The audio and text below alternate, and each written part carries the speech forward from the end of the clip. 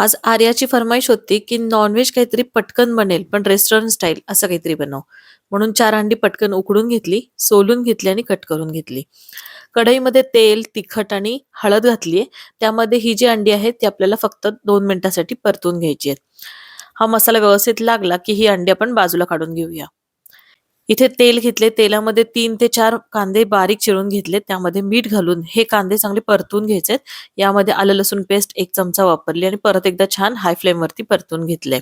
हळद, लाल तिखट, धने पूड, त्यानंतर घरचा कांदा लसूण मसाला, चिकन मसाला असे मसाले मी कोरडे वापरलेत आणि मस्त परतून घेतले जोपर्यंत तेल सुटत नाहीये. भरपूर कोथिंबीर घालून घेतली. शेवटी अंडी मिक्स करून मस्त अलगद हाताने हे सगळं एकत्र करून घेतलंय. अंडा मसाला आपला तयार झालाय. पोळी, भाकरी, ब्रेड, पाव यासोबत तुम्ही सर्व्ह करू आर्या, शकता. अंडा मसाला.